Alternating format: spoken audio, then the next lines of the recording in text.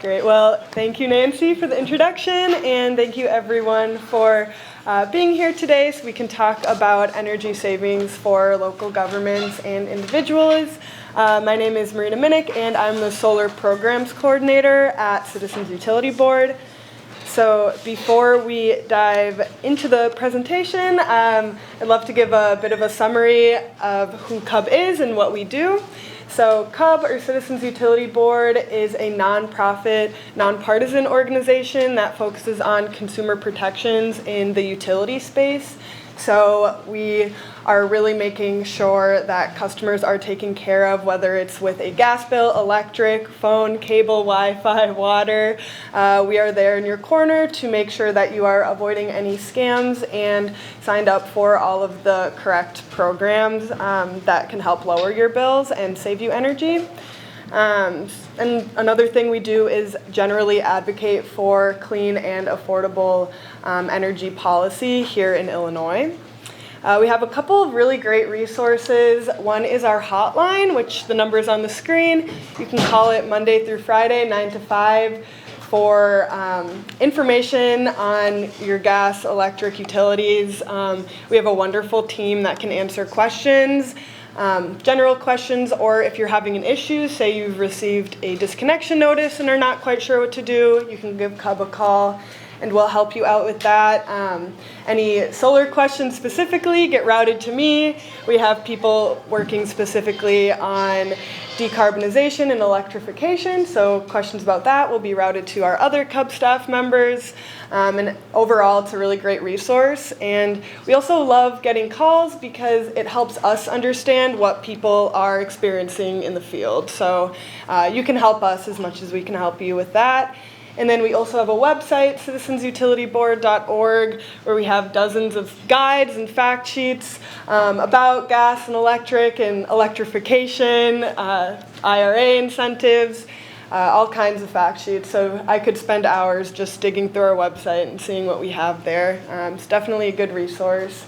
And then finally, we have an outreach team, which I am part of. So we do around 500 outreach events a year all over the state of Illinois, just trying to get the word out about all of these great programs and opportunities that can help consumers and local governments save money and reduce their energy usage and just move forward to a cleaner world. And one other event that we have, which is definitely more toward residents, but we would love to partner with any local libraries or community centers on this, is an event called a Utility Bill Clinic, or UBC.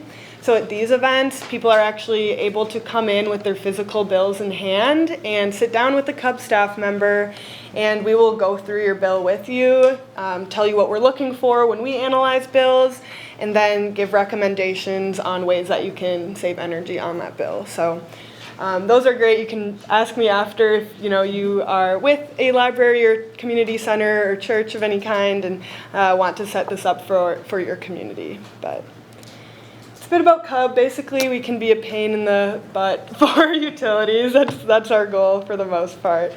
And then just to talk about, or I'll go through the agenda for today. So this presentation is going to be focused on ways that communities can save money on energy bills and move toward cleaner renewable energy. So I'll start with framing what one of the major problems is, which is gas. It's expensive, bad for our health, and bad for the environment. Then I'll move into some different solutions. So building decarbonization and electrification, I'll define all of that, energy efficiency and renewable energy. And then finally, I'll talk about how local government can get involved. So state and federal incentives and something called a stretch code. And then talk about some resources at the end. So first we have problems. I think most buildings and homes are heated with gas, and something that people don't realize is when we are producing energy based on gas, we are actually burning fossil fuels within our own home or within our buildings. So here's a breakdown of the different ways that we're actually burning fossil fuels within our buildings. So Around 68% of that is from space heating, around 19% is from water heating, and then around 13% is from cooking and other uses. And as you can see from the image, when we are burning fossil fuels to heat our homes and buildings, heat our water, and cook, those fossil fuels are being emitted directly into our indoor space. So this is a problem for many reasons. One, our budget. Another is our health. And then finally, our climate. So we can talk about how gas is expensive first. Can't lie, gas is expensive and the costs keep rising. Just this past January, 4 of the major gas utilities here in Illinois filed rate hikes. Nicor Gas specifically proposed a $321 million rate hike. So most of that money is going toward either profits or infrastructure projects to keep kind of a dying industry alive. These are very expensive infrastructure projects, building new pipelines and replacing pipelines.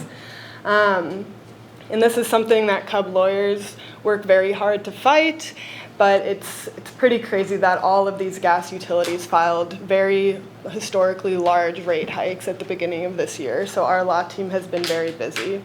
So not only are gas prices rising because of the actual gas utilities, but gas is a very volatile market, and many outside factors can also easily cause gas prices to rise. So I have a little graph here going from 2014 to 2023. So if people remember, back in 2022, we had a very significant spike in gas prices. A lot of this was due to the Russian invasion of Ukraine, increased costs of mining, record profits on behalf of the utility, and extreme weather. Really, any circumstance can drastically affect the price of gas in kind of a negative way. Even if people remember the cold snap we had in Texas a few years ago, that has continued to affect gas markets. So it is not a stable market at all, and we definitely should not be putting more money into keeping the gas industry alive. Another thing is that these impacts are very inequitable. So it's hard for anyone to pay a high gas bill. It's even harder if you are already struggling with a lower gas bill. And Illinois is actually #1 in the nation for gas shutoffs. Last year, gas companies shut off more than 82,000 customers, which is very significant. It's also an equity problem. Black and Latino households in Illinois are twice as likely to experience a gas disconnection. Not only is gas expensive and inequitable, it's also not efficient at all. So here we have a graph that shows the amount or the units of energy used from different types of space heating. So on the very left side we have ComEd, then we have XL Minnesota and a Michigan utility as well. So as you can see for ComEd, a propane furnace is above 80. It's the highest user for type of space heating, and then we step down a bit with a natural gas furnace. Then we drop way down for an air source heat pump, and even lower for geothermal. So geothermal heat pumps use around 80% less energy than standard fossil fuel furnaces in the Midwest. So as you can see here, there are definitely better ways to be heating our homes than with natural gas or propane furnaces. Sorry, homes and buildings. Definitely better ways to be heating them. Another graph that kind of shows how much better heat pumps are than your typical space heating devices. So Cub research study found that homeowners who switch from natural gas to air source heat pumps enjoy a lifetime savings of around $25,000 to $47,000. This study was done in Chicago. And I'll kind of explain the graph. So the x-axis shows outdoor temperature going from -20 degrees to over 60 degrees Fahrenheit. And then the y-axis is showing cost per unit of energy. And as you can see, the red line at the very top, that is oil. The other two straight lines are natural gas and propane, and then we see our high-performance heat pumps and standard efficiency heat pumps, for the most part, are below those other three sources of space heating. And you can see that they kind of go above those three straight lines as we hit -0, but in northern Illinois, the yearly average is 8 mornings we have that are below 0 degrees. This does not include wind chill because heat pumps are not affected by wind chill. So that kind of also illustrates the affordability of electrification and moving away from gas. And I'll talk a bit more about heat pumps. So if you've never heard of what a heat pump is, don't worry, we'll get to that as well. And then next, gas is very bad for our health. So this is kind of a staggering number here that we spend up to 90% of our time indoors. I think that's another problem for another day, that we need to be spending more time outdoors, but it does show that when we are burning fossil fuels to heat our buildings, we are also spending most of our time in those buildings where those fossil fuels are being burned. And the EPA states that indoor pollutant levels may be 2 to 5 and as much as 100 times higher indoor than outdoors. And the reason we're kind of starting to come to these conclusions is, as a society, we have focused a lot on measuring air quality outdoors. I think that's what most people think. Let's put the air quality monitors outdoors, which is very important, but we're just recently starting to think, oh, maybe we should put these monitors inside and see what the quality of the air is in our actual buildings where we spend most of our time. So that's pretty staggering. Just some more stats. So 21% of childhood asthma cases in Illinois are attributable to gas stove usage. And children living in a home with gas cooking have a 42% increased risk of asthma, according to another peer-reviewed study. And again, it's inequitable. So people of color are exposed 41% more in comparison with white folks. And then finally, gas is bad for the climate. I don't think I need to dig into this too much. Burning fossil fuels creates carbon dioxide and other harmful greenhouse gases, which contribute to climate change. And in Illinois, 22% of our carbon emissions come from fossil fuels burned in buildings. So if we were to electrify all of our buildings, we'd be cutting our carbon emissions by almost 25%, which is pretty big.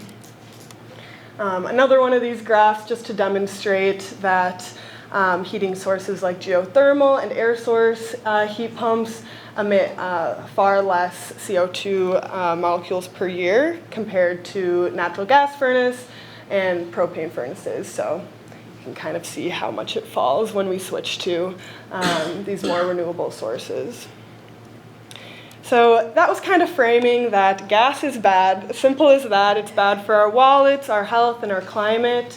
But luckily there are solutions, so that's what we're going to mainly focus on today, how our local governments, how our communities and our residents can switch from gas to renewables. So first we will talk about building decarbonization and electrification. Are people familiar with those terms at all, or have you not really heard of them? A little bit? All right, they're kind of fancy, long words, but so starting with building decarbonization. When thinking about building decarb, we have two main goals. One is to reduce our demand for energy, so things like energy efficiency, reducing our usage, and then the second is ensuring that the energy used to power and heat our buildings does not result in emitting greenhouse gases. So for the most part, when we think of building decarb, we're thinking of switching from natural gas or propane for heating, hot water and cooking, to electricity to do those things. And then simultaneously, we need to make sure that we're cleaning up our electric grid as well. I know a lot of people make jokes when we talk about getting an electric vehicle and remembering that it's probably powered by 50% coal because our electric grid isn't very clean yet.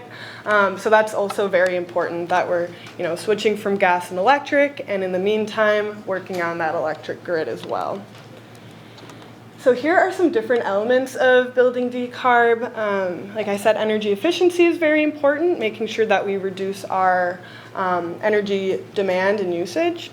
Next is beneficial electrification, which I'll explain, but it basically just means switching from gas to electric. Renewable energy, and then zoning and ordinances as well. Energy demand management, embodied carbon, and transportation are also important, but I'll mainly be focusing on the first four and including a little bit about transportation later on.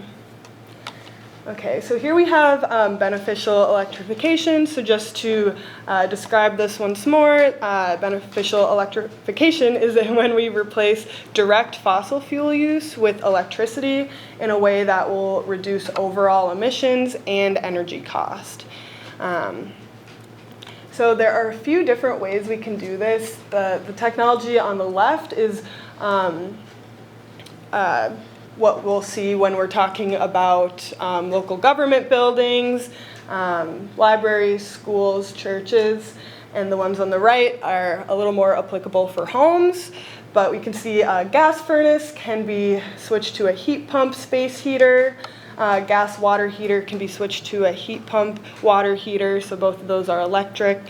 Gas stove can be switched to an induction stove, and then a gas clothes dryer can be switched to an electric clothes dryer.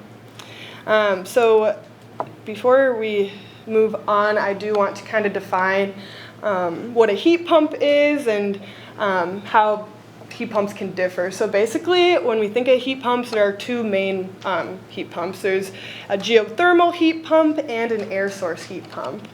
So with a geothermal heat pump, it's essentially a system that cools and heats a home using heat energy from the ground. So the system will typically consist of a heat pump that will replace your furnace, and then it will be connected to pipes or a ground loop that contains heat transferring liquid, so usually a mixture of water and antifreeze.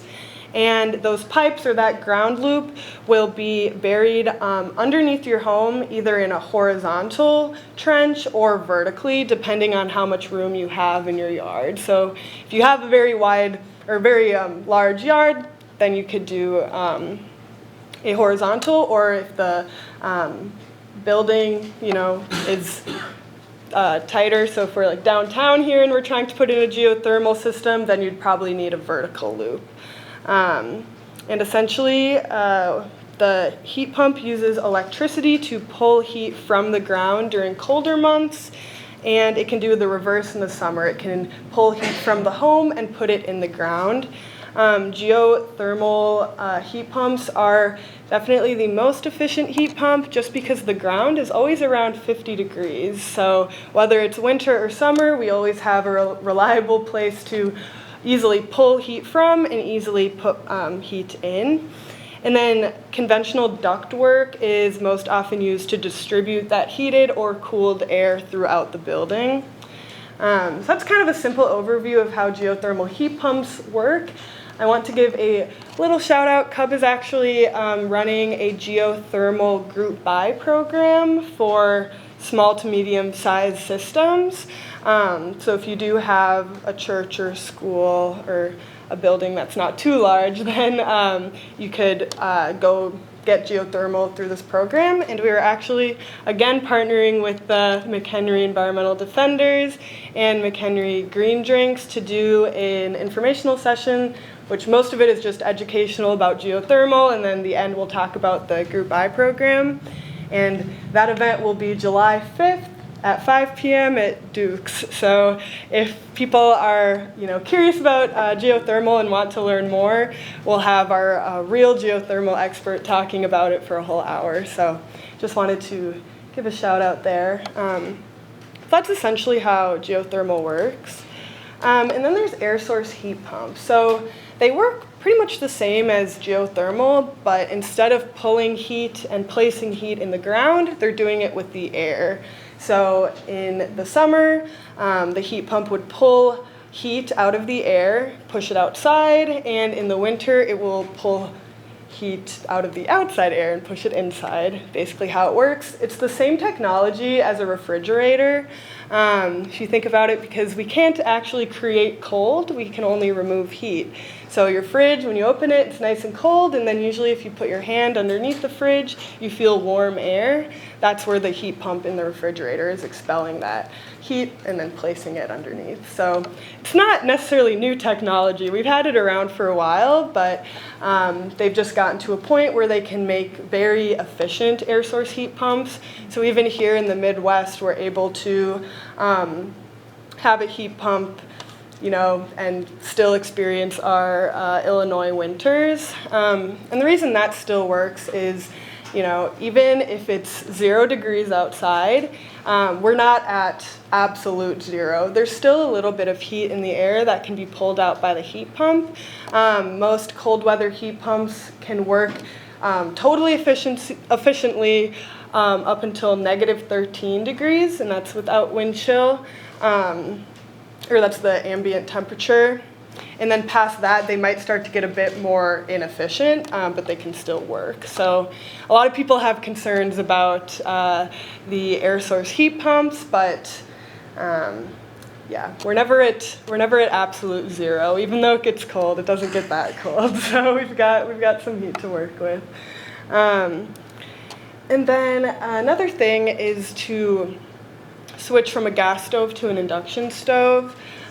This isn't as applicable for governmental buildings, but a fun idea we had at Cub is that they actually sell induction burners that are usually around $60 to $300, which will work, you know, the same as an induction stove. And we thought it would be interesting if local libraries started investing in having a couple of induction burners so that people could check them out, bring them home, and see if they like them. Because one of the biggest arguments with switching from gas to electric is that it won't cook the same. But you know, these induction stoves are different than the old electric coils, so they actually cook really, or you can cook with them really nicely, and they're definitely better than what we used to have. So just if there are any people in libraries or community centers in here, that could be an interesting idea to do. And I believe the IRA incentives would also apply to an induction burner. And then we can replace house with building. It's interchangeable, but this image is kind of nice. It allows us to imagine a world where we are switching over from gas to electric and really exploring that beneficial electrification. And just a note, so district-owned buildings, including schools, libraries, community centers, across all communities should really be given additional priority for electrification retrofits. And that's because these buildings have the ability to really showcase electrification success and serve as a starting point for community engagement and getting rid of any type of skepticism. So I think starting at the local government level and moving outwards is a really wonderful idea. And then here, I like to mention that we really want to make this an equitable transition, and we don't want to leave anyone behind. So when you think of a gas bill, there is the delivery section, and in that delivery section there are different line items and fees that customers pay in order to maintain the infrastructure of the system and to make sure that the delivery equipment is there and ready for gas to be delivered to homes and buildings. And as people electrify, there will be fewer and fewer folks left to pay all of those infrastructure charges and fees.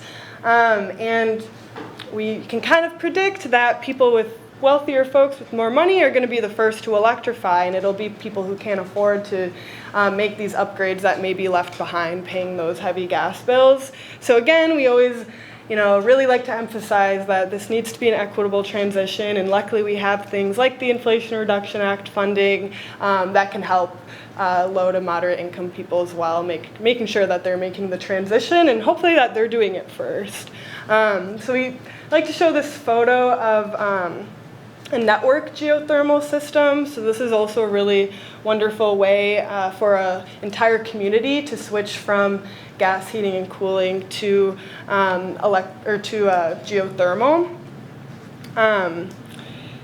As you can see in this photo, this one geothermal loop is able to be connected to multiple homes, universities, hospitals, churches, really anything you could imagine, and all of a sudden all of these homes can be on geothermal with one loop system. CUB is actually working, or has submitted a grant to do this in a neighborhood in the south side of Chicago where 1 square mile will get plugged into one geothermal loop. So all of a sudden, once that project's done, this entire square mile will have extremely reduced gas and electric bills, and it's an exciting concept, and that's kind of how we want to be thinking when thinking about electrification and decarbonization. Next we have energy efficiency. So energy efficiency is also very important. I like to say the cheapest kilowatt hour is the one that you don't use. So it's always best to really start at energy efficiency to get your usage as low as possible. Every dollar that you put in often gives you $3 back. So one easy thing that buildings can do is sign up for a facility energy assessment that is offered for free by ComEd. You could also spring for a facility energy audit, which you have to pay for, and those prices vary, but ComEd also usually offers some type of discount or rebate if you go through someone listed on their website. So an assessment or an audit can be very helpful. An expert will go through your building, identify areas where you can improve your energy efficiency, whether that be insulation, weatherization, or switching appliances, upgrading things, talking about your lighting, which is usually a huge part of energy costs in buildings. So this is a really, really great first step because it can kind of set up the rest of your journey toward either increased energy efficiency or overall electrification of a building. So especially right now, as IRA incentives are starting to come out, it's a good idea to get your game plan and know where you need to start. So I have the phone number if people want to write this down or take a photo, the phone number and the website to sign up for one of these facility energy assessments. But yeah, it's a great place to start, and again, ComEd offers it for free. It's really actually part of an energy efficiency line item that we pay every month, so you're technically contributing to it, so you might as well take advantage of it. And just to note, there's also a free home energy assessment as well for homeowners, and renters actually. So anyone in a building with a ComEd account is able to sign up for one of these energy assessments. Great, now we can move a bit into solar. I am the solar programs coordinator, so I'm a bit partial to solar. So first, why clean and renewable energy? I definitely talked about this a lot when I was talking about why gas is bad, but it's been a while since we talked about it, so I'll just review those things. So first, the environment. Of course, I mentioned the importance of cleaning up our electric grid as well as switching from gas to electricity.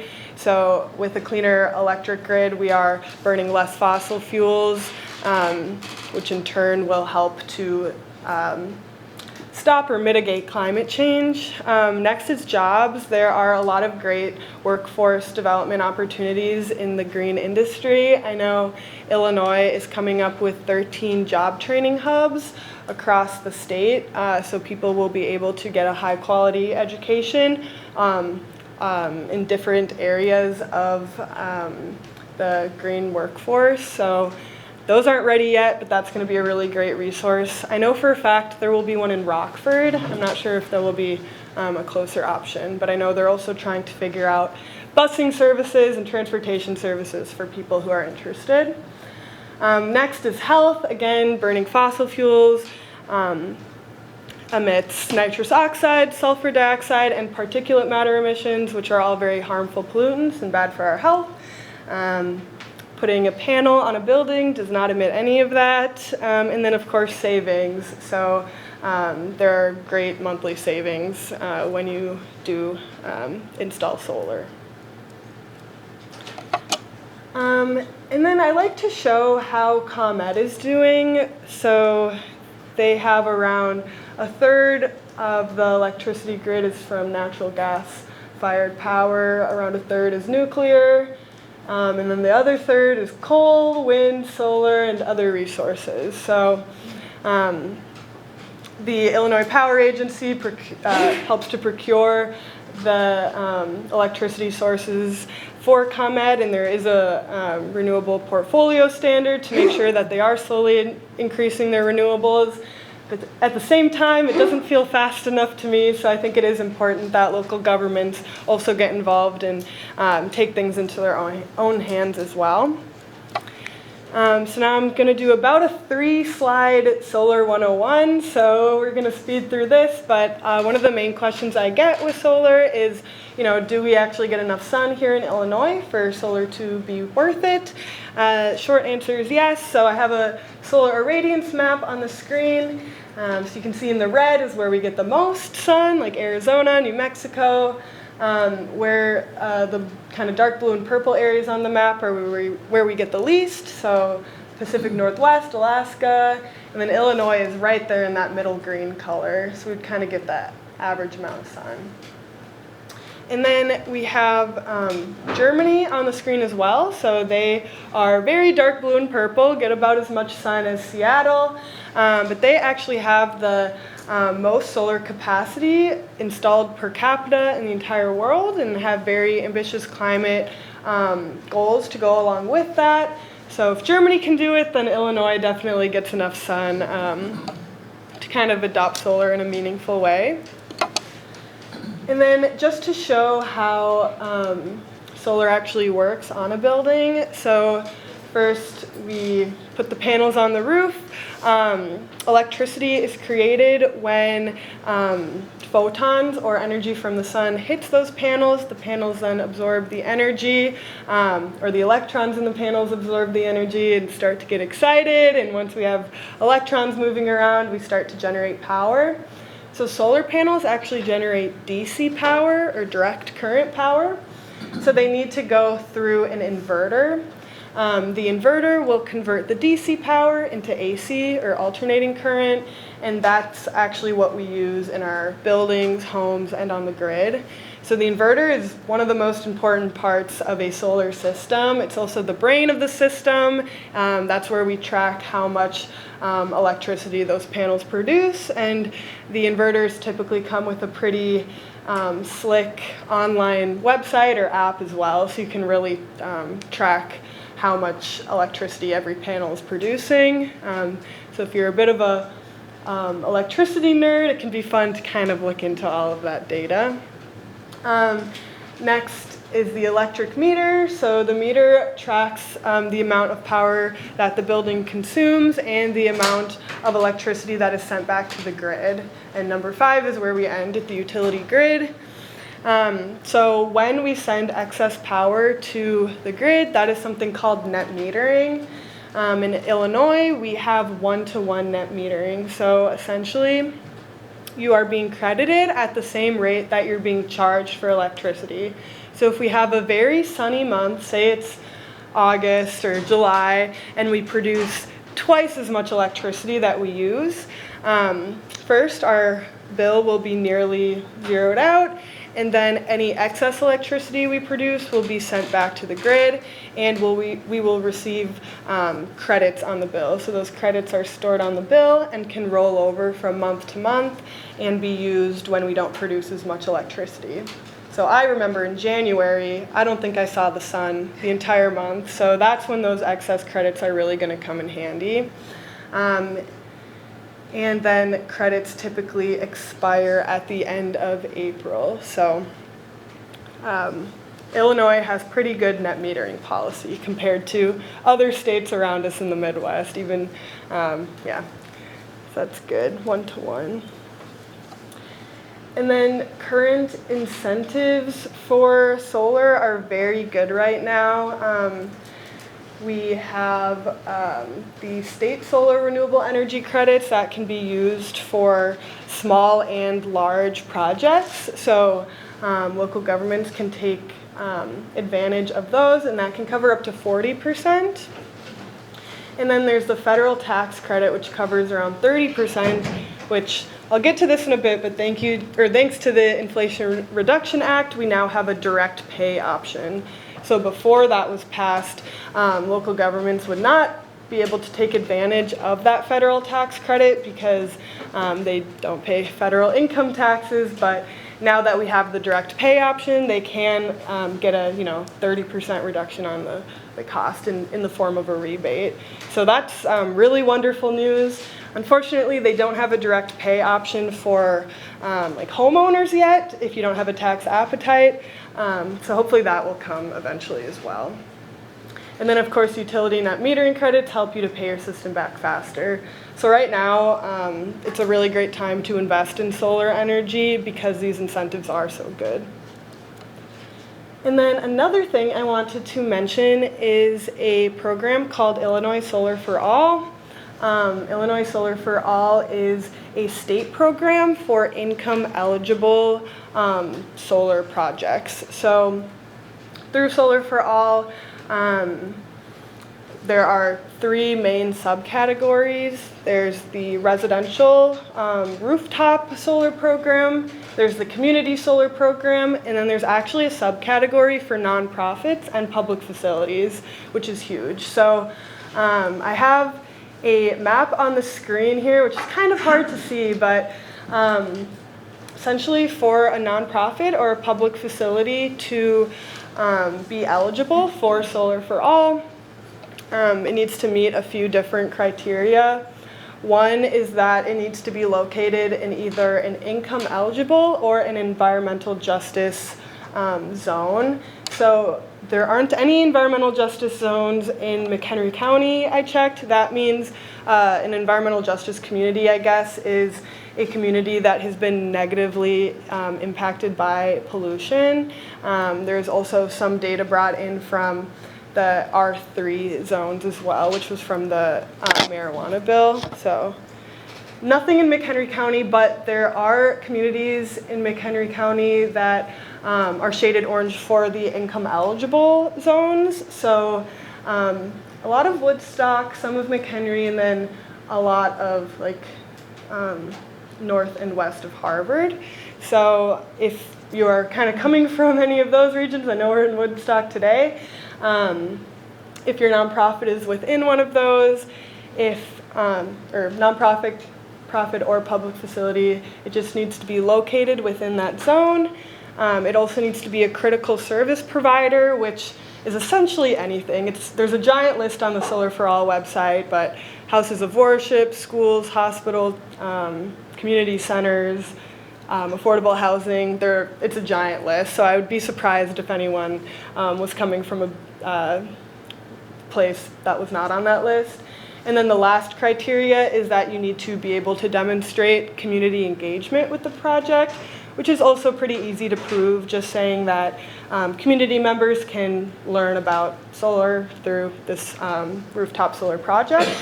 So again, if you do have a building, a nonprofit or public facility building within one of those shaded areas, that is pretty much the cheapest way you're going to be able to go solar unless you're getting some type of all-encompassing grant. So the website is illinoissfa.com. Very passionate about this program, so if you want to talk about it after, definitely can do that. And then how can communities get involved with all of these different solutions we just talked about? So the main thing that I want to highlight is the Inflation Reduction Act incentives. So under the IRA, counties, townships, municipalities, school districts can all invest in clean and renewable projects like solar, geothermal, in clean or electric vehicle fleets, like their school buses or police cars, and they can do this with federal support. And like I mentioned, with the Inflation Reduction Act, the direct payment option was created so that local governments can now get access to all of the to a lot of the tax credits available as well. So the Inflation Reduction Act is huge. I'm going to pull out some pieces and talk about some highlights, but we'd be sitting here all day if I really went through every single funding opportunity. But the EPA has a really great resource for state and local governments where you can kind of click on what you're looking for. Are you looking for funding for project planning, implementation, transportation, buildings? It kind of helps you sort through all of those different funding opportunities, which is really great because it is very overwhelming to kind of take a look at everything currently available. So definitely recommend going to that state and local government guide that the US EPA put together. And then I'll just talk about a few highlights. So starting in the home, which I think will be talked about after this, more of the residential state and federal incentives, but I can run through them. So just again, with renewable energy, we have that 30% federal tax credit. So that would essentially come back or reduce what you owe on your income taxes by that amount, and it can roll over to the next year if the credit was worth more than what you owe, and that's an uncapped tax credit. Then we have the state solar incentive, which is structured as a refund, which covers around 30% of project costs. And then if you're thinking of going geothermal, ComEd has a rebate of up to $9,000. So this is available for anyone, any local government, anyone going geothermal as well, not just homeowners. So $9,000 is pretty good.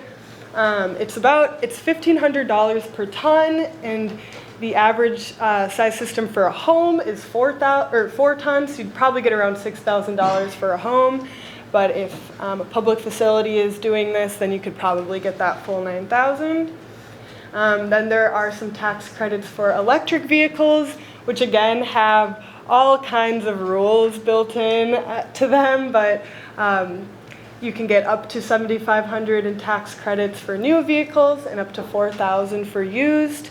In a few slides, I'll actually link to Cub's electric vehicle buyer's guide. So if you are interested, you can download our little 20-page guide or something and really read through to see if that's the best thing for you. Electrification, there will be a pretty big electrification rebate, which will be worth up to $14,000. This one is kind of built for low to median income households.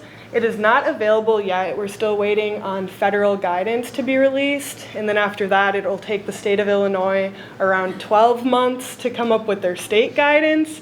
So this one is, it'll probably be ready next summer, we're hoping. And it's up to $14,000 total, so you can use different amounts to pay for different things. Specifically, you can spend up to $8,000 on an air source heat pump.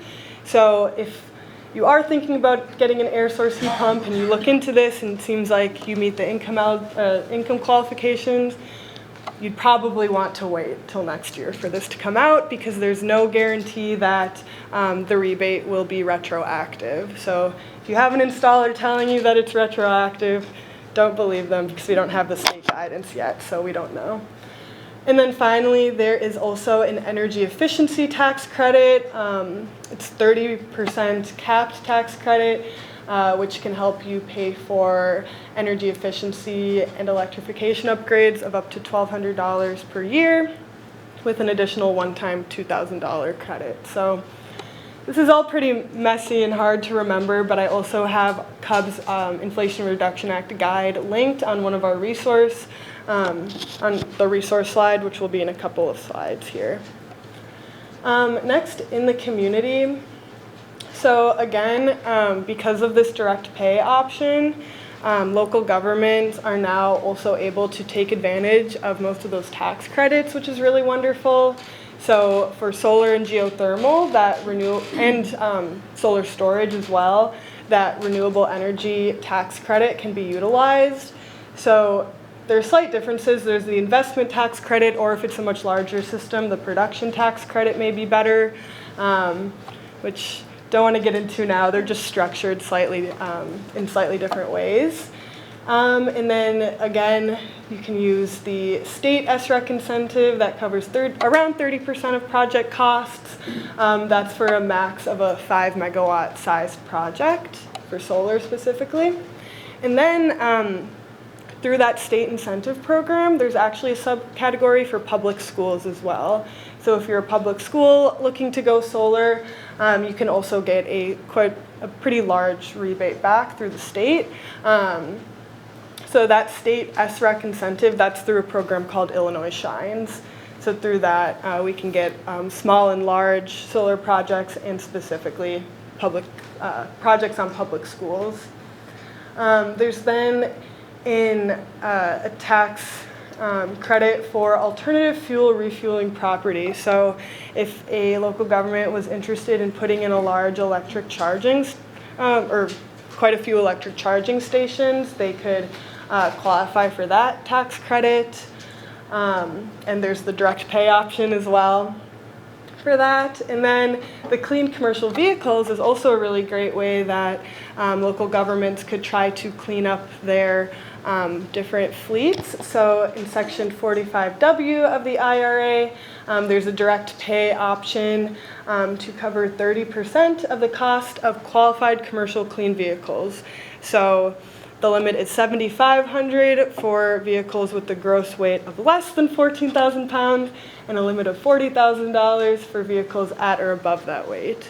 So if you are looking into getting clean school buses or different commercial vehicles and you want electric versions of those, then this is a really great incentive to pay attention to.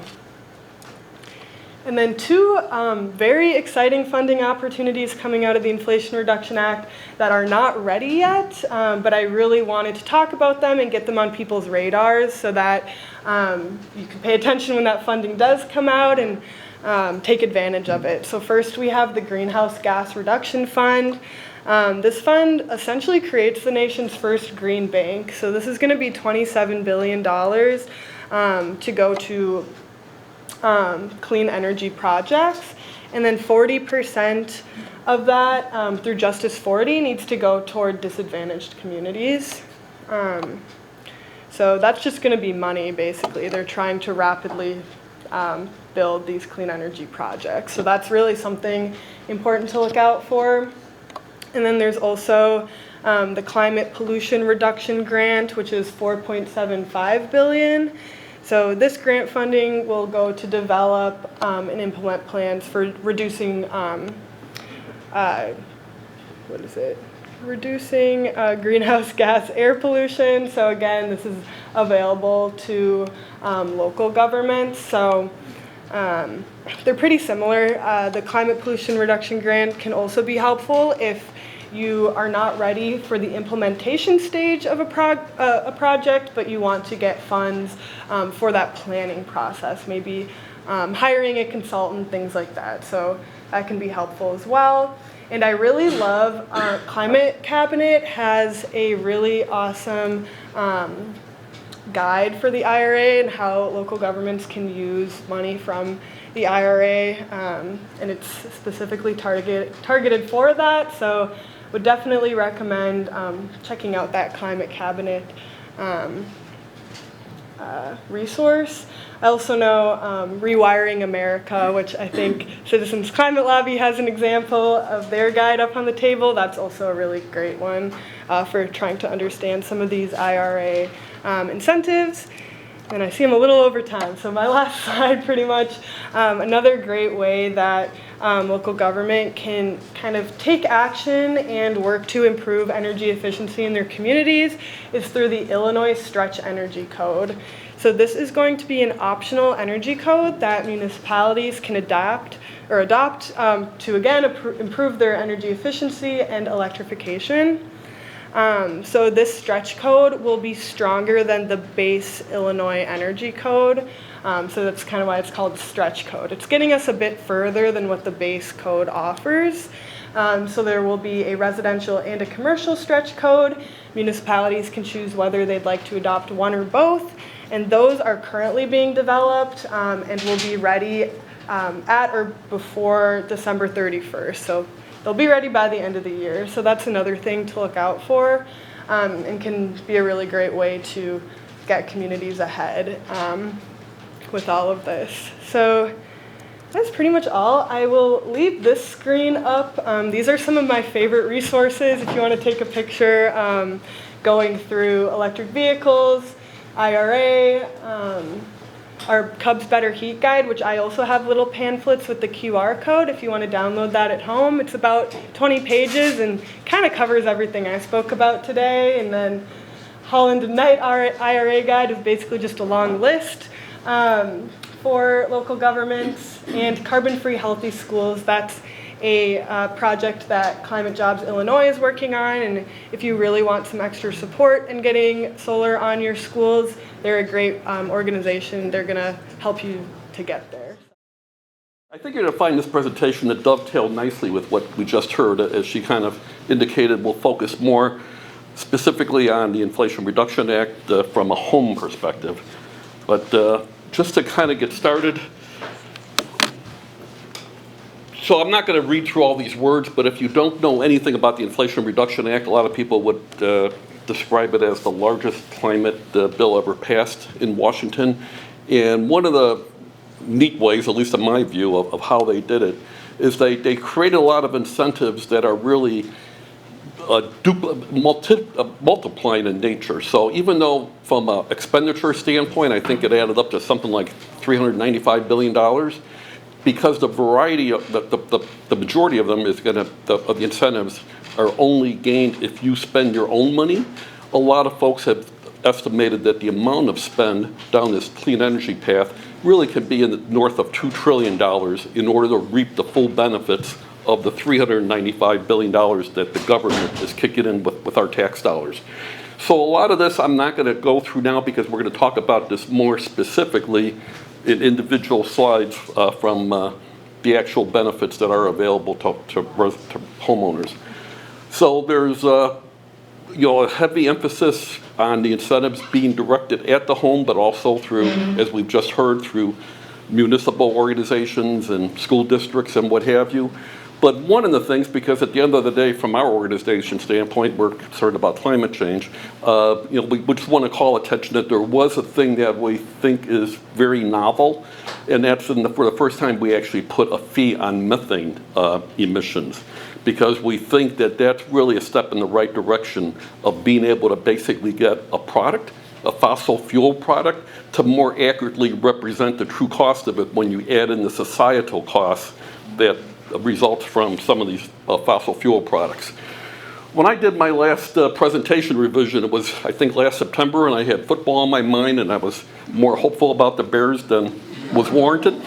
So just to kind of put it in context, obviously from a climate science perspective, the goal is to eliminate and achieve net zero, and because of how the math works and the science works, to not exceed any kind of thresholds that we don't want to exceed because of their consequences. We really want to kind of set our goals on becoming net zero by 2050. But where we are right now, and this is very much similar to a Bears team, right? They sometimes move the ball better when they're on their own turf, and as they get closer to the red zone of the opponent, things get bogged down. And that's actually the same way we would characterize that our climate challenge is going to be. So right now, because of things like conversion from coal to natural gas and other things, we've already achieved the 17% reduction from what the baseline year is, which is 2005. Through past policies, the projections were that we were going to get to 27%. And the reason people call the Inflation Reduction Act the single biggest climate bill, because the projections are that that's going to get us 13% more. So the good news is it's a nice big bite out of the apple. It does move the ball, it gets us a first down. But at the other hand, we still are only going to be at the 40-yard line with the majority of the field and probably the hardest part of the field being further down pipe. So as we kind of heard, and this kind of dovetails nicely with what we just heard, the goals for how to grapple with the problem is to, one, decarbonize the grid, because at the end of the day, from a greenhouse gas perspective, about 80% of the emissions result from one thing, the burning of fossil fuels. And roughly speaking, that's half in the transportation area and half in the energy sector. So we really need to decarbonize the energy sector, which is a lot of movement that's already underway. But then to complement that and take full advantage of it, we then need to electrify our homes. And that's really where a lot of the benefits of the Inflation Reduction Act are targeted. And as we heard from the last presentation, there's really two components to the Inflation Reduction Act. One are tax credits, and those are available now, and we're going to go through them in pretty good detail. But there's a second bucket of them that are those direct pay rebates, where they're typically means tested, and they're going to be distributed through state energy initiatives. And as we just heard, not all of the guidelines have been issued by the federal government, and even after they are, they're then going to be complemented with state initiatives. So that rebate portion, we'll talk about the numbers of what was authorized in the legislation, but in terms of mechanics of being able to actually realize that, that's still going to be a few months away. So from a home electrification incentives, and we heard some of this in a couple of the slides that was in the prior presentation, tax credits are available now. Energy, and again, I'm going to have more detail on each of these points coming up. Energy efficiency for home improvements, both the assessment side of things as well as improved weatherproofing and things like that. And then solar and battery storage has got a tax credit and an EV tax credit, both for new and what's for the first time used cars as well. So as I said, that second component are the electrification incentives, and those will be upfront rebates. I recently had a furnace that died in January and went ahead and bought a heat pump. And the way the ComEd rebates that we heard about work is my contractor actually baked it into the bill. So the net price that I saw was really net of the ComEd rebates that were being issued. So you don't have to go through the machinations of paying the full bill and then submitting something. That's how this thing is going to work. That when ultimately this part of the federal program gets put in place in conjunction with state energy initiatives, there'll be an upfront rebate. Again, they're going to largely be means tested, but the folks will not need to put money out of their pocket. The rebate will be applied proactively upfront. So that's all what's kind of coming, and you'll see it more clearly on some of the slides I have coming up. And then the homes program is really an initiative that's existed off and on for like the last 15 years. And that has also been re-energized, I'll just say, with the Inflation Reduction Act. You probably won't be able to read this from the back of the room, but this is a direct lift because we heard about you can get a lot of good information from the Rewiring America website. And this is shows this is a direct lift off of their website where Rewiring America has what's the household electrification incentives that are available now. So here you can see for battery storage installation, you can get up to 30%. Geothermal heat installation, 30%. Again, I will have more individual slides, but this is a nice snapshot if you just want to kind of plan the future, knowing what you're going to be investing in your home based on what items you think are going to need replacement in the foreseeable future, all the way through the weatherization that I talked about earlier with assessments and energy retrofits. The electrification rebates, and those are those ones that are coming now, and this slide from a Rewiring America perspective, they're advertising that they should expect to be fully defined, at least at a federal government level, by late 2023 with the Illinois program to follow later. You can see, again, a variety of rebates, including things like $4,000 for electrical panel upgrades, $840 for induction stoves, $2,500 for electrical rewiring, things like that. So again, it's a very good resource, and I'm going to keep pointing you to other resources that, because of, as I think you've kind of heard consistently in both presentations, these are large, complex programs being rolled out by the Inflation Reduction Act that have got, hundreds of terms and conditions and what have you.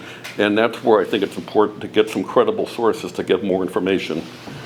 So this again kind of dovetails with what we saw in the earlier presentation, that, from an emission standpoint, which is obviously, a concern of ours, the majority of emissions from a home perspective result from space heating, followed by water heating and air conditioning. And those are really the big hitters. And that at the end of the day, when we talk about electrification of homes, what we're really saying, without using the words, is taking all fossil fuels out of the home. So it's really all these kinds of things like clothes dryers and cooking that we need to begin to get our head around about how do we eliminate a dependency on natural gas, or if your house is based on propane, but how do we think about eliminating the dependence of fossil fuels on these things and switching to electric. So a heat pump, I think we got a good explanation for the prior presentation, so I won't go through it. Maybe instead what I'll do is just talk about my experience. So as I said, had not planned on buying one necessarily at this point, but my 15-year-old furnace died in January, and heard about all these heat pumps, and I got an air source ducted system, because again, depending on your home configuration, there's a lot of variations to this. But I have a 3,000 square foot home, used to have central air and a gas furnace. And I will tell you that from an experience standpoint, it's a little bit like pulling teeth. I did a lot of vetting of really quality, what I thought to be quality HVAC providers, and some big name ones that I won't even mention that you would recognize the name of because of their sheer size. And boy, a lot of contractors do their best to talk you out of it. It makes no sense to me. They're listed as a dealer, for whatever heat pump you're talking about, Mitsubishi or whatever, but they do their best to talk you out of it. So in the end, I did get a couple credible proposals. And for me, again, because the numbers are all situational, right? In my configuration, between getting a pure replacement of an HVAC, of a AC and a gas furnace, compared to going with a gas furnace and a heat pump, I think I paid $600 more, and the projections are I'm going to get $700 savings per year. So the thing's basically the delta is going to pay for basically 1 year. And the savings really result from two things, right? The heat pump is more efficient in moving heat than a furnace is in creating heat. I mean, that's where you get that savings effect and the environmental benefit. And then likewise, from a heat pump perspective, I had paid a premium before to have like a 15 SEER air conditioner. This heat pump came at a 20 SEER. So that's where you'll get the savings year round, because even during the summer months, you'll probably have a much more efficient air conditioner, heat pump, than you did as an air conditioner. So these numbers, and they all kind of vary based on location, based on your home, and based on what equipment you're exactly replacing. So, I think they're good directionally, but you can't necessarily lock it up. That $700 number that my contractor didn't share with me until he came out and did all the measurements and looked at the BTU levels and, yada, yada, yada, turned out to be accurate. So similarly, I think this is directionally correct, but you would need to actually go through the math yourself if you actually got an actual proposal. I think we heard about how the heat pumps are dramatically more efficient. I do want to say, though, that if you had a configuration like I did, and I had an air conditioner-based unit, so it's central air, admittedly, the heat that comes out of it, the air is not as warm as it was when in a furnace. So even though the heat pumps do stay more efficient down to lower temperatures, when you get a single unit to replace a centralized unit like I have in my home, the guidance from the contractor was you can run it down to 40 degrees, and below 40 degrees outside temperature, it would switch over to gas furnace mode. I decided to push it. I pushed it down to 35, and it worked fine. My goal next year is to probably get it down to 30. So, basically what that means is all the days, and as we heard, it isn't that cold here as you would think all the time, but whenever it's 30 or above, you basically are running on pure heat pump mode, and only when the temperature is below 30 are you switching over to a gas furnace. Now that again is based on the configuration. There's other configurations where you would go with ductless heat pumps that are more efficient down to lower temperatures, but that's a whole different configuration where you got to have basically a unit almost in every room. So here's more detail. So that rebate program that we were talking about, will provide for discounts up to $8,000 in effect sometime during 2024. A 30% tax credit up to $2,000 is available now, which I'll need to put through my tax return when I file it next year.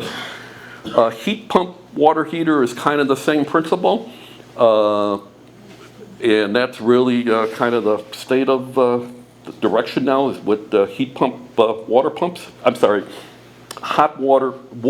pump water heaters. There you go. And again, the rebate amount will be up to $1,700 based on the means testing that we talked about, but there's a 30% tax credit available now up to $2,000.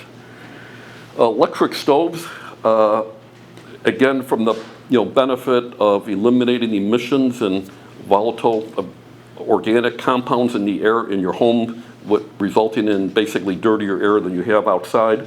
There's obviously a big push now to switch over to induction stoves, and these basically work on the same principle that they transfer energy to the pot through a magnetic field rather than reliance on burning a fossil fuel in your home.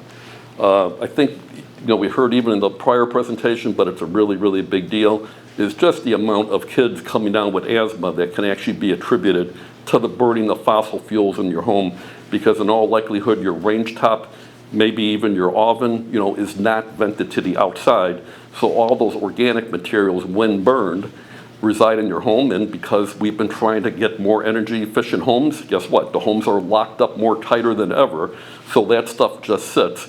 With my heat pump that I had replaced, they put on one of these fancy-dancy kind of thermostats that's got all sorts of intelligence. The thing actually produces an air quality report. I actually get alerts at various points, like if my wife is doing something, cooking a turkey or something, it's actually detecting the VOCs that are in my indoor air, suggesting that you may want to consider opening up a window and stuff. So it's a very real thing, and I guess it really kind of drives you home when you actually experience one of these things. Talked about the electric stove and induction. Clothes dryers is the same kind of thing, that now the technology is such that you can base it on a heat pump. I didn't necessarily have that foresight. My gas dryer went out 2 years ago, but I replaced it with an electric dryer. And because, well, I told it at lunch, I happen to live in the one community in all of Lake County out of the 200 communities that don't allow solar panels, but I instead have community solar. So in my mind, is it as efficient as a heat pump based clothes dryer? Probably not. You probably would get more additional savings, but still, even if you don't do anything other than maybe switching from gas dryers to electric dryers and then getting your electric source, and you have options beyond the ComEd ones that you heard, because I think that was ComEd as a generator. There's obviously the ability now to pick your supply to be a clean source as well. So again, a very good option. And if you were to go down the heat pump route, obviously there's some good discounts both for the rebate as well as for the tax credits. Additional monies that are available in the Inflation Reduction Act are for home weatherization. Here we talked about, we heard earlier about how ComEd will actually come out and do an energy audit for free. If you're not in the situation where you can do that, there's actually a tax credit that applies. And this can actually call out for the, beyond the audit, doing a lot of the basic things of improving insulation and improving the energy efficiency of your home.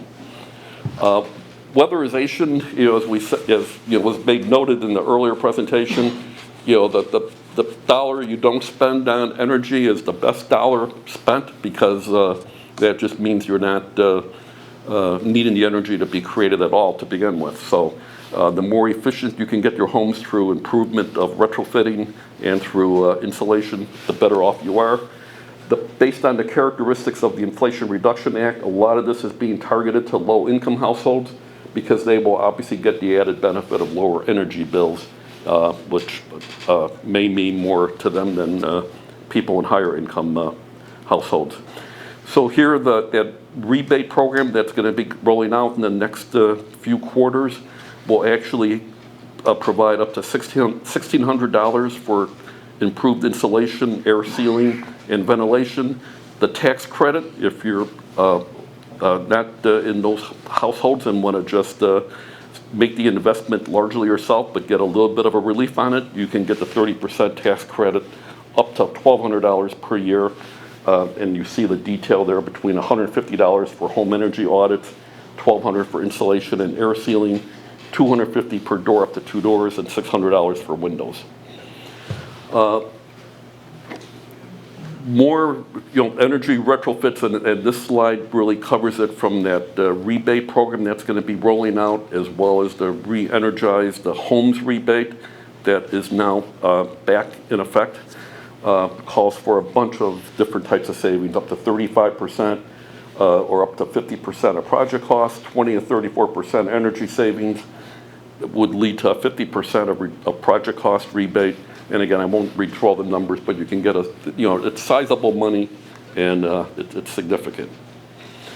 Electric vehicles, have gone, there was a lot of machinations there. Again, in the end, when it rolled out, it came out with a bunch of qualifying conditions. My car was, which I had ordered 18 months ago, and before I even knew there was going to be a rebate, before there was an Inflation Reduction Act, was in the program, out of the program, and now because GM appealed it, it's back in. So there's a lot of qualifying based on the list price of the thing, based on the componentry, and even this is going to be changing next year with a higher reliance on the battery components needing to be sourced from the U.S. But it's really very, very dependent, but the EPA has a very nice site where you can put in the specific models you may be interested in and telling you whether it qualifies or not. But again, a lot of it is content sourcing based on where the individual components are sourced from.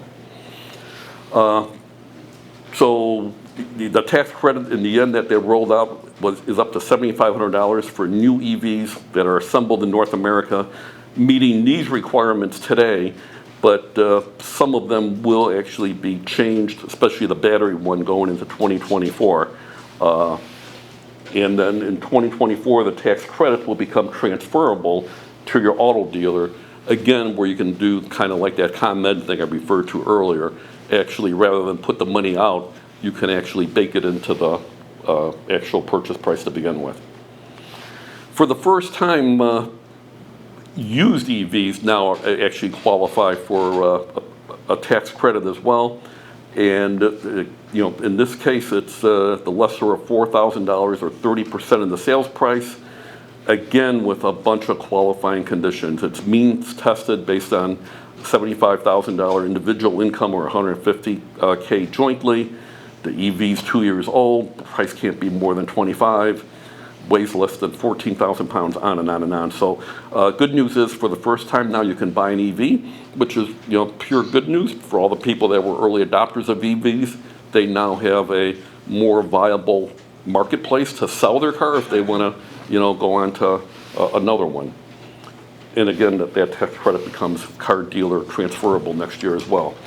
The EV charger incentives, and again, I don't know what everyone else's experience is. Because I'm with Citizens Climate Lobby, I have a network of folks that all drive EVs. I haven't found anybody that's actually bought a charger for the home yet. So I am in that category. I just simply put in a 240 volt outlet in my garage, and that's fine. My car has all the smarts that it needs to specify and control the timing of when to charge and to charge to what level. Maybe if you have a more complicated situation like 2 EVs and you want to kind of share a single outlet, maybe then. But from an IRA standpoint, they do have a tax credit for the charger. But chargers are not, if you're new to the EV world, I'll just say that a charger may not be as required as you think until you really go through your use case of what what do you want to use it for, and how are you going to use your EV car? You may or may not need one. Rooftop solar and batteries, again, that was covered pretty good detail in the prior presentation. So we all know the benefits of solar. I wish I could find one in my neighborhood, but I can't. And obviously a lot of people complement it with batteries. And some people even use batteries in an innovative way where they sign up for ComEd to charge their batteries at night through a lower rate and then live off of their batteries during the day to avoid peak pricing. So there's a lot of different use cases for batteries, but obviously a lot of people get batteries in the context of solar. And again, what the IRA includes is a 30% tax credit and a tax credit for battery storage as well. So I'm running out of time myself, so I'm going to kind of begin to wrap up electrical paneling.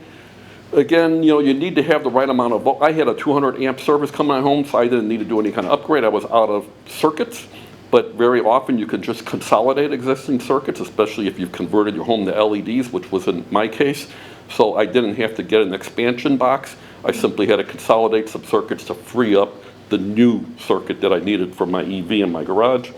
And again, there's incentives here, both the tax credit and the rebate type. So this is how, you know, things obviously kind of are going to play out when you fully electrify. Nobody probably cares, but all the white boxes are my personal journey. Those are all the things I've deployed in my home between a heat pump, high efficiency electric dryer, LED lighting, electric vehicle, and the electrical panel. You know, and then you can kind of see, I think I finally won the war with my wife, so there may be an induction cooktop. Ours is 30 years old, and I think I finally convinced her that we have a better option. But that's kind of how things all shape up from a home standpoint. And then just to kind of wrap up from a client perspective, you know, it's great doing these things we're talking about, of electrification, decarbonizing the grid.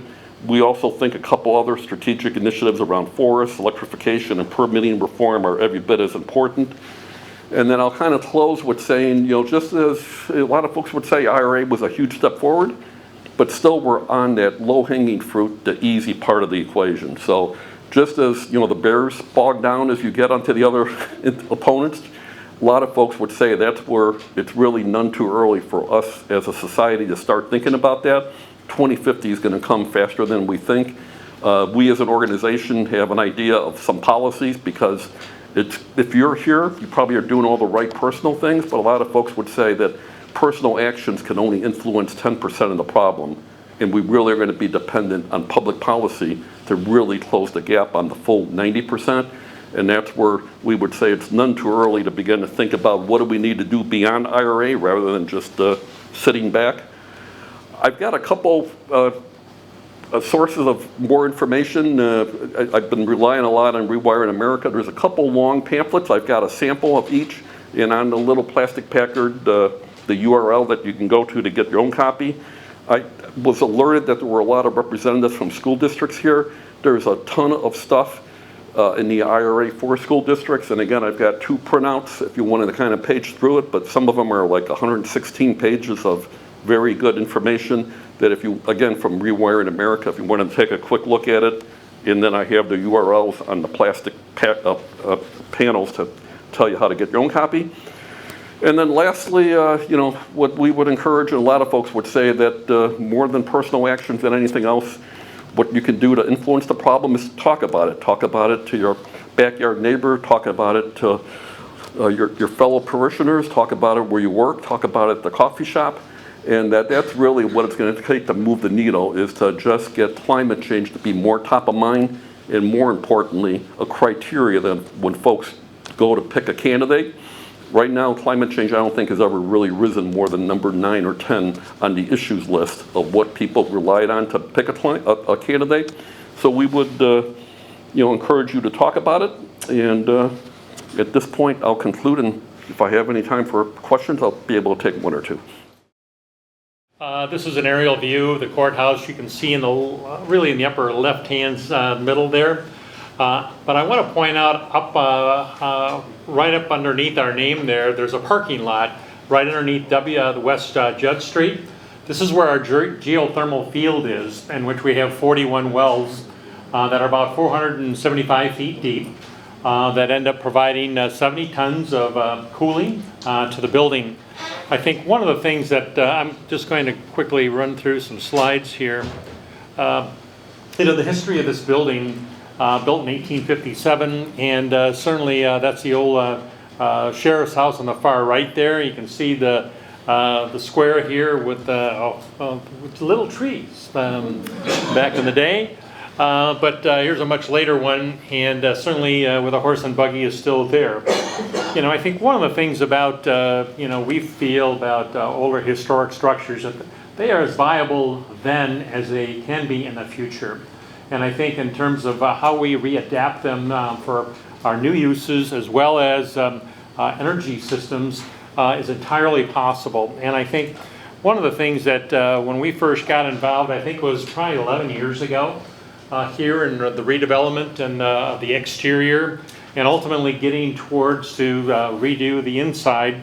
And I got to say that the city, I've never had a municipality be as visionary and thoughtful about the future as all the mayors, and Mayor, you were certainly part of that to start with, and the council and staff. I can't say enough of how flexible they have been, how long-term thinking they have been, and really taking some concepts that were so, I think, foreign to many, that they adapted to say, we can maybe do this.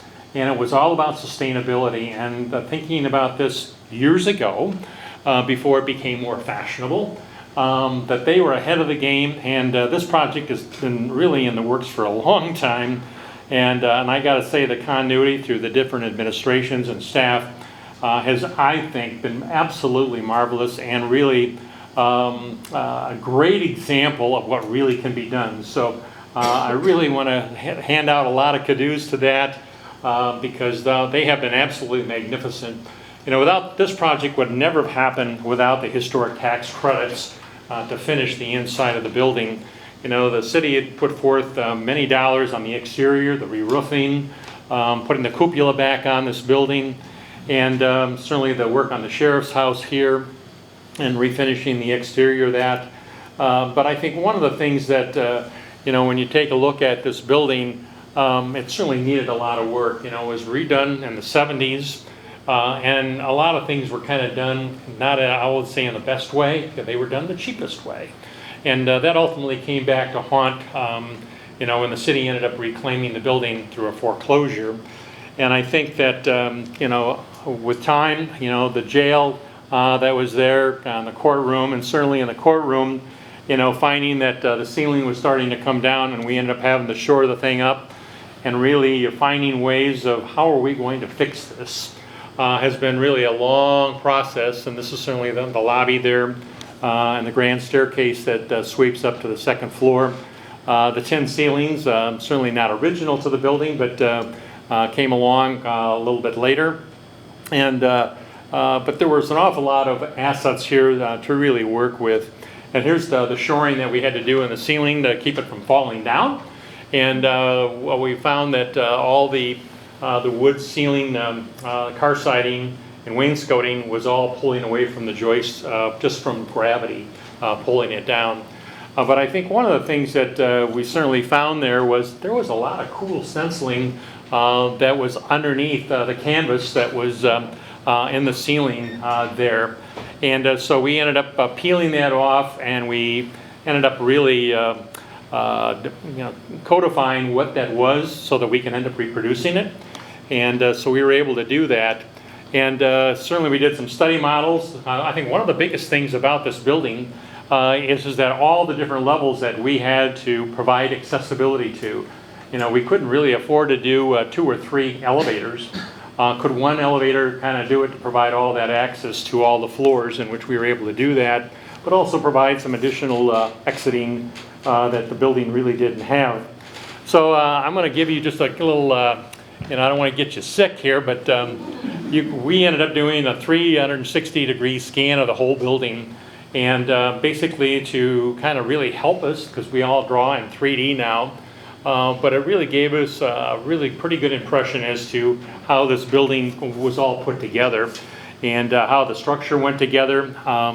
it was interesting, like some of the columns were, when they came down into the basement, weren't exactly on the wall and the foundation. So I'm going to go through these. These are some of the sketches that we ended up doing, perspectives as to what that staircase would look like as we went through the process. And I think the other thing was the various scenarios that we went through as to what would this addition look like that's going to contain the elevator.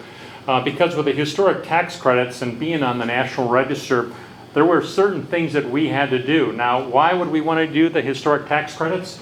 Well, they were 45% of the construction costs that we could capture back as a financial tool to make this project happen.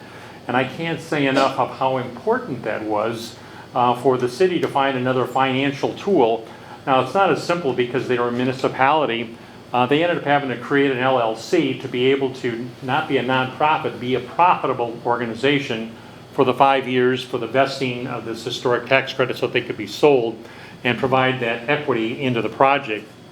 So complicated, and certainly I think the city staff and city leaders and the aldermen and the mayor being able to see, what the possibilities were here that we could end up utilizing this tool that could provide so many advantages.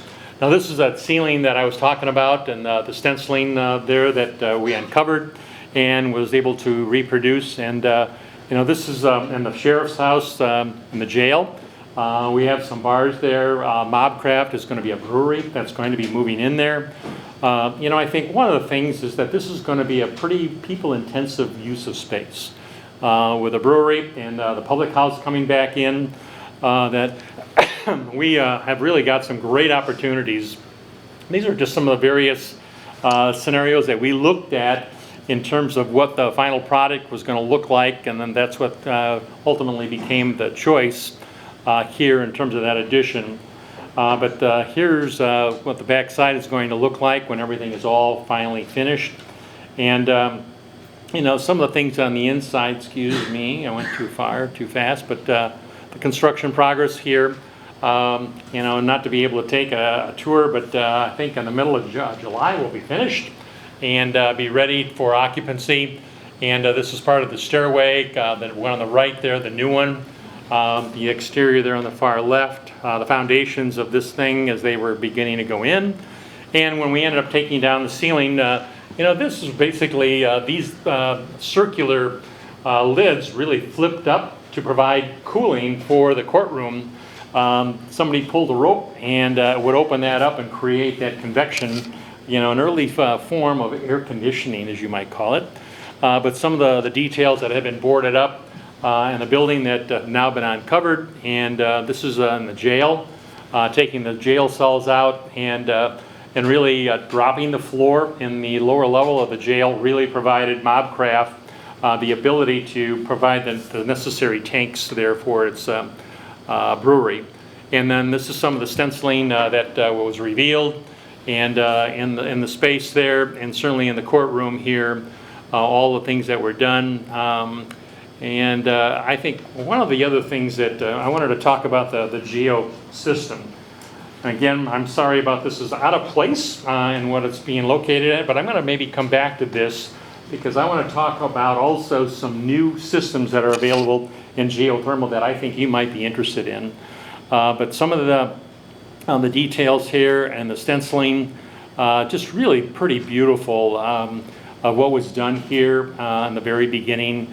And that had been covered up. And I think one of the things that we have a tendency to lose sight of, some of these buildings look, well, they're pretty ugly. Well, we haven't really uncovered all the manipulations that have been done on buildings that made them ugly in the first place. And so I think as the space takes shape, this is going to be quite the banquet center that I think was intended, when it was done in the 70s.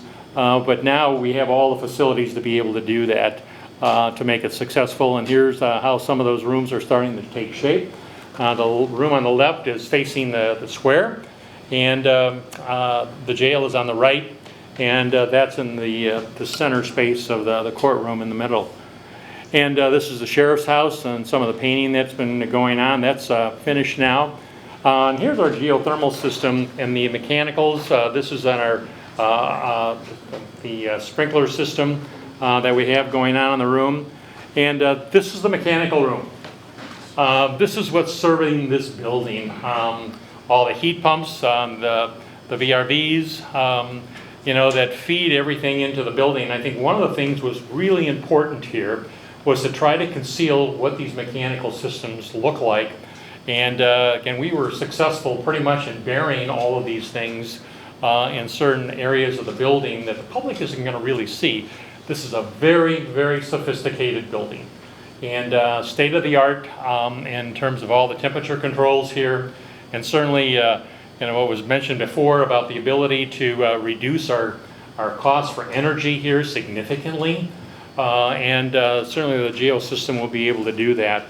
And these are just some other photos of the exterior, of what's going on here, throughout the building. And again, they're really making some progress. And I think the other thing was on the exterior here, which the pediment up at the very top up there was all enclosed. Keep the pigeons out.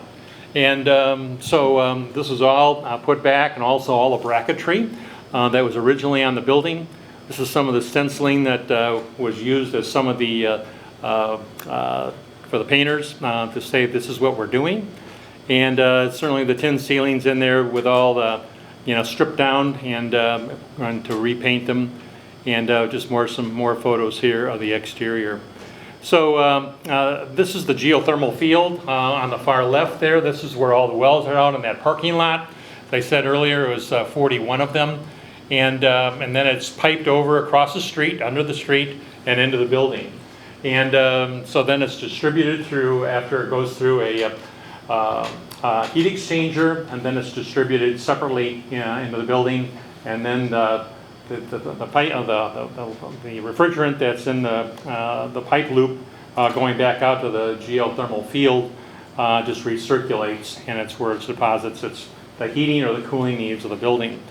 One of the things that I wanted to kind of point out here, and I'll go back to this other photo of this Genesis system that we are investigating for a project, is that this is a system that is done by an Oklahoma company called Genesis, and which one well, 12 inches in diameter, will generate 100 tons of air conditioning, okay? And it's only 70 feet deep.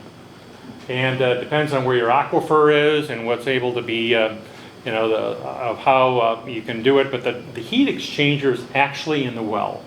Usually we have them outside into the building, but not in the well. And we've been looking at various systems, and this is all made out of stainless steel. And it's pretty incredible what they have been able to come up with. And they've got three sizes, basically a 6-ton, a 20-ton, and a 100-ton unit. We are currently looking at this system for two projects, two multifamily projects of 39 units and 29 units. And what it is, it's really looking at, we're trying to get to a net zero on these buildings with photovoltaics on the roof, and utilizing this type of geosystem, which is basically two wells and one injection well that will end up taking care of our cooling and heating needs. So stay tuned for that, but I think we're really pretty excited about what the opportunities are with this kind of system, rather than doing multiple wells in a field that is typical of a geosystem or a closed loop system. We've also been involved in open loop systems, where we call it a pump and dump system, where you're actually pumping from a well and then dumping it back, let's say in a water source like a river or a creek. And but the closed loop systems are far more efficient, and I think more maintenance free. And I think that's one of the things that we have going for here in this courthouse. But earlier there was some conversation about the possibility of doing a community geosystem. And certainly a system like this has every opportunity to do that. When we were first looking at this, we were looking at putting our wells out in the green space of the square, and right out in front. And but we were also putting them in the sidewalk. And but as it turned out, because the city ended up having to redo the parking lot, that this was a perfect opportunity to put the wells there and take advantage of that. So again, the visionary practice, of the community here and looking long term. And I think this has been one of our problems in this nation, is that we only think about the next quarter, what the bottom line is for that quarter, and we don't think about the consequences of our actions in the long term. And I think I am just so proud of Woodstock here and how they've approached how to find solutions for this building, but also for the community as a whole. And so I can't say enough good things about that, because it's very unusual for a municipality to take that kind of an approach. So thank you.